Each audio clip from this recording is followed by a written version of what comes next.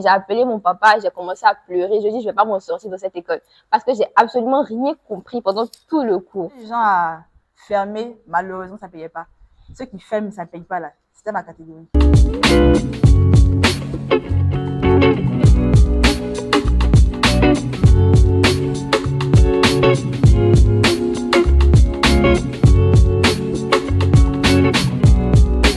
Bonjour à tous, j'espère que vous allez bien. Je suis Fébé Lasp, étudiante ingénieure en première année en études supérieures d'administration et j'ai eu la passerelle.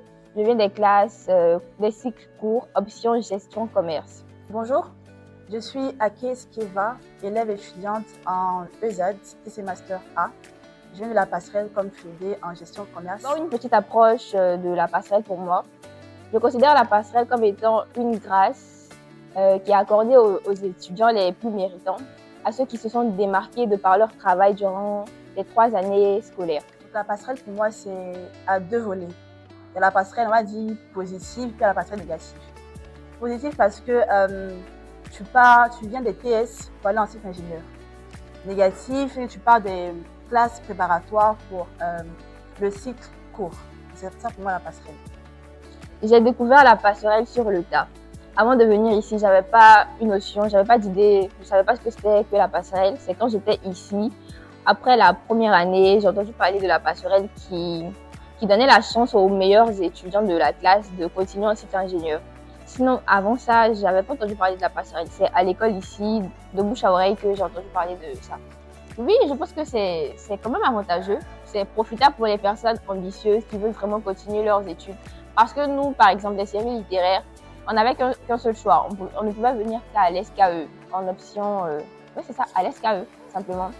Et il y a des personnes qui ont eu la possibilité d'aller en prépa et qui pourront par la suite devenir ingénieurs. Mais nous, on ne pouvait faire que le cycle court. Donc la passerelle, c'est venu comme une aubaine en fait. Donner la possibilité aux personnes qui voulaient vraiment continuer, aller loin dans les études, de faire ce qu'elles voulaient. Donc moi, mon style concernant la passerelle, je n'étais pas du genre première année dès que je viens, passerelle, non. Comme je l'avais dit, moi, c'est de finir ma TS, enfin mon cycle court, aller en France, au Canada. Puis après, bon, je me suis dit, pourquoi pas la passerelle? C'était du genre à fermer, malheureusement, ça ne payait pas. Ceux qui ferment, ça ne paye pas là. C'était ma catégorie. Donc je fermais, ça ne payait pas. Donc à un moment, je suis un peu découragée. Parce que les passerelles, là, c'est généralement 14 de moyenne. En tout cas, ils sont assez assidus. Ils suivent une certaine ligne. On va dire, ils sont assez réguliers. Quant à leur moyenne, il faut avoir la passerelle. Mais moi, bon, première année, ça n'allait pas trop. J'étais même allée en rattrapage avec Fédé aussi. En rattrapage, deuxième année, premier semestre, le chaos. Donc là même, il n'y a plus d'espoir. Mais après, au second semestre, quand j'ai 14 de moyenne, je me suis dit, bon, pourquoi pas essayer, puisque là, j'ai 14 de moyenne. C'est l'un des critères qu'on demande pour avoir la passerelle. Donc j'ai essayé, à partir de la deuxième année, de me concentrer et puis plus miser en troisième année, parce que c'est l'année où il y a le plus grand coefficient. Donc je me suis concentrée en troisième année et puis, bon, par la grâce de Dieu, ça a payé. Maintenant, j'ai eu la note de 16, mention très bien. 17. La première année était, on va dire, pas mal. Comme vous le savez, on a mentionné plus haut qu'on était des séries littéraires, on a fait une série A2 et on se retrouve dans un univers avec des personnes qui ont fait la prépa, qui ont fait beaucoup d'heures de maths, de mathématiques, qui ont fait beaucoup de matières qu'on n'a pas vues quand même. Donc c'était quand même un peu rude, c'était quand même difficile. On est allé en rattrapage, on a rattrapé plusieurs fois bon, dans des matières, mais bon, on ne baisse pas les bras, c'est difficile mais on n'abandonne pas quoi. On sait qu'on va valider puis on va aller de l'avant.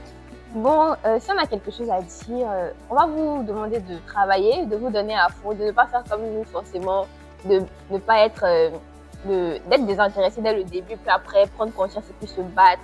Il faut être constant quoi, voilà. Si vous avez la possibilité dès la première année de vous donner à fond, d'avoir de très bonnes moyennes et tout, donnez-vous à fond pour maximiser vos chances en fait d'avoir la passerelle. Parce que oui, après, c'est un grand diplôme. Vous aurez la possibilité de faire beaucoup de choses. Il y a plusieurs portes qui vont s'ouvrir à vous. Donc, on vous exhorte à travailler dur pour avoir la passerelle parce que devant, il n'y aura que de bonnes choses en fait. D'accord, donc ce que moi j'ai à dire, c'est de vous encourager pour les personnes en tout cas qui veulent la passerelle, de ne pas vous laisser intimider par toutes les matières, scientifiques ou pas.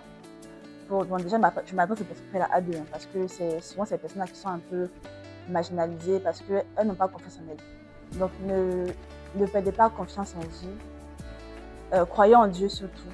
C'est surtout ça, je crois. Croyez en Dieu, mettez en lui toute votre confiance, votre affection, et puis faites les choses de manière, on va dire, normale. Ne trichez pas, et puis je pense que tout ira pour le mieux. Si tu veux la passerelle, tu auras la passerelle. C'est une question de volonté aussi. Quant aux moyennes depuis la TS1 jusqu'à la soutenance. Donc de vous encourager, et puis ça ira.